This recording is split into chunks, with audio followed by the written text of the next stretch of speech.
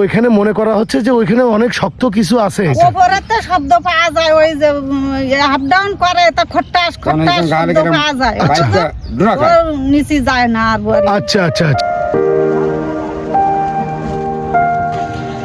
সম্মানিত দর্শক মণ্ডলী, আমি এখন অবস্থান করছি খুলনা জেলা পাইকগাছা থানা চাঁদখালি ইউনিয়ন। আর যেখানে অবস্থান করছি এই জায়গাটা কাটাখালী, সেই বড় নদীর অবস্থান।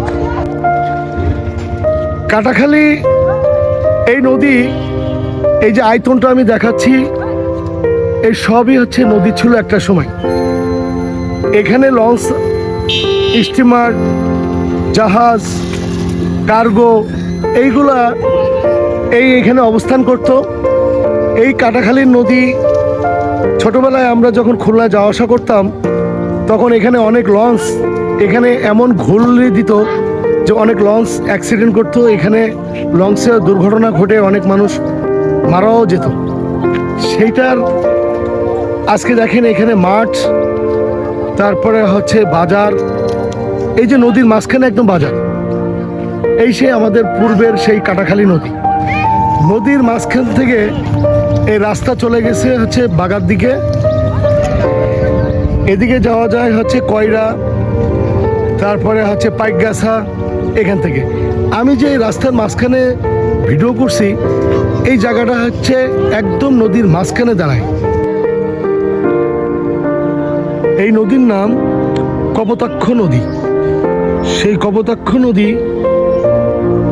এই অবস্থা হয়ে গেছে। সেই কপোতাক্ষ নদীর অবদার উপরে আমি দাঁড়ায় আছি। আর আমি যে দেখাচ্ছি ওই যে সেই কাটাখালী যেখানে বাজার, ওইখান থেকে এই হচ্ছে সে অবদা আবার নতুন করে খনন করছিল। খনন করার পরে এই সে নদী, এটা হচ্ছে কিন্তু কপোতাক্ষ নদী। এখান থেকে চলে গেছে শালিখার থেকে, তারপরে এখান থেকে বিভিন্ন দিক চলে গেছে। এদিকে চলে গেছে বটদাল, চাঁদখালি, আমাদি, কয়রা, সুন্দরবন পর্যন্ত যাওয়া যাবে। তো এইখানে আবার আরো ইতিহাস আছে। আমি এক মুরব্বীর কাছ থেকে আমি একটু জানবো যে সেই ইতিহাসটা। আসসালামু আলাইকুম। ওয়ালাইকুম আসসালাম। আচ্ছা, আমরা এখন এই যে জায়গাটা দাঁড়ায় আছি, এটা এই জায়গাটা কোন জায়গায় দাঁড়ায় আছি আমরা? এটা দাঁড়াই আছি আমরা পুরনো যে নদী ছিল কপোতাক্ষ নদী, এই নদীর সাথে কাটাখালী নদী কাটিয়ে চলে গেছিল পাইকগাছা শিববাড়ি বড়। এরপরে সেই তিন গাঙের মুখটাকে আমরা দাঁড়াই আছি।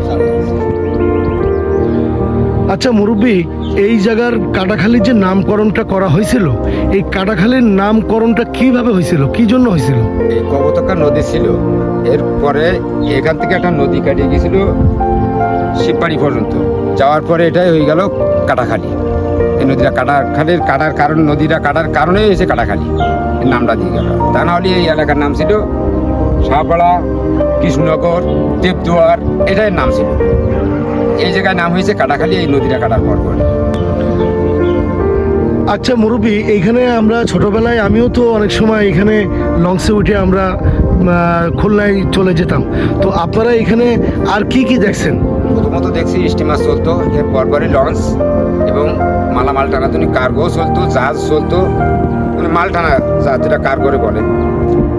আর বিভিন্ন ধরনের এটা চলতো, যানবাহন চলতো এই নদী দিয়ে।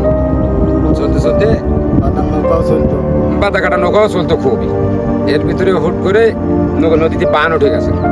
বান উঠে গেছিলি ওই সময় আস্তে আস্তে আস্তে আস্তে নদী পুরো নদী লাগলো। পুরো নদী হইতে হইতে মাঠ হয়ে গেল, দেখতে দেখতে মাঠ হয়ে গেল।